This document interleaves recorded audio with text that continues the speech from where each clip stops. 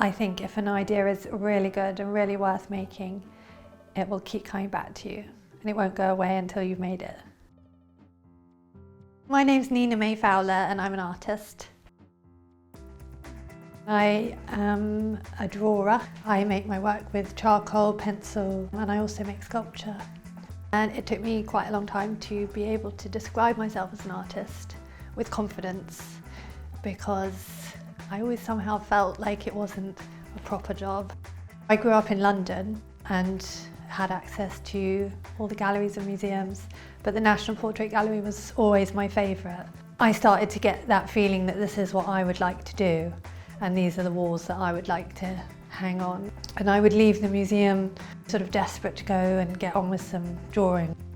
And there were particular paintings that have stayed with me since. A painting of Darcy Bustle by Alan Jones, which I can remember so vividly because it wasn't a traditional sort of head and shoulders of her. The colour is so vivid and vibrant, and she's almost just done in line.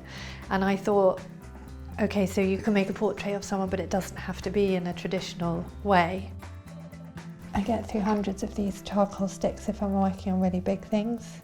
I use the powder that comes off the drawing. I sweep it up off the floor. I have hundreds of different rubbers. And then I use the Conte pencils, which come in all different softness.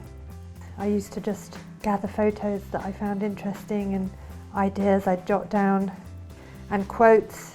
It's always important to write things down because otherwise you forget.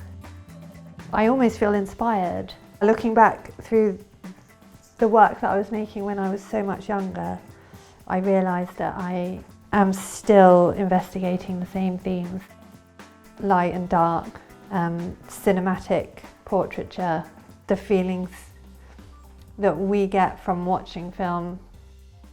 The Luminary Drawings was a commission for the National Portrait Gallery, where the sitters chose a film that they love, and they've sat and watched the film.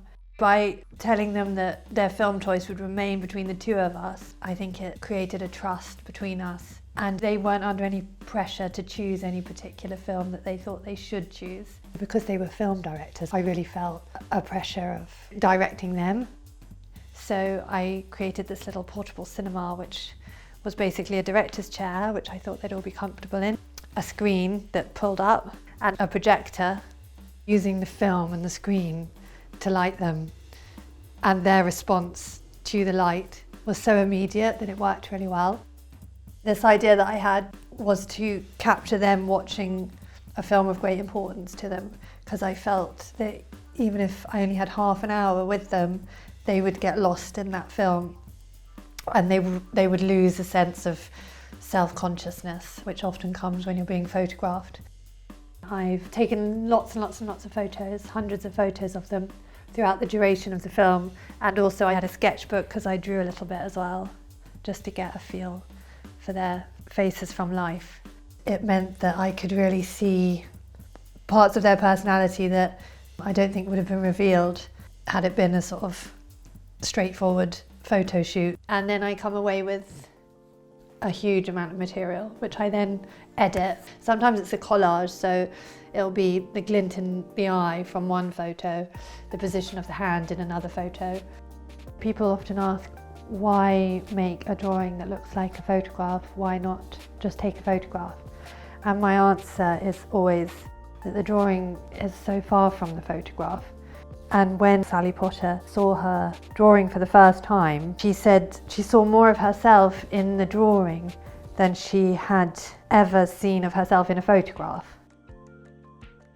This drawing is a private commission, but following the same idea as the Luminary Drawing. So the sitter has been captured watching a film of her choice, and I'm going to start by making a tracing from the photo, and that just acts as an anchor for the drawing, so I know roughly where everything goes. And this is when the tracing becomes really interesting, because the lines get thicker and rougher. I think one of the important things to remember if you want to study art is it's got to be very, very self-motivated. It's very easy when you're self-employed to procrastinate and get distracted and look at your phone and look at Instagram and just stare out the window instead of getting on sometimes. I tend to work in sort of 3-hour focused chunks, but after 3 hours I find myself getting distracted or the work is starting to suffer. So I will go outside, have a bit of fresh air. It's funny, when I come back in from a break, I'll see everything that's wrong with the drawing as well. If you want to pursue an artistic journey, you have to grow a thick skin.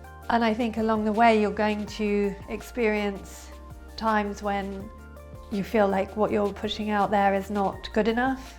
I think you're going to experience times when you feel like no one's as good as you. But these are the ups and downs of being a creative person.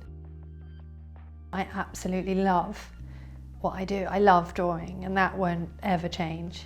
So as long as you are excited about what you're making and what you're drawing, then you can't go wrong.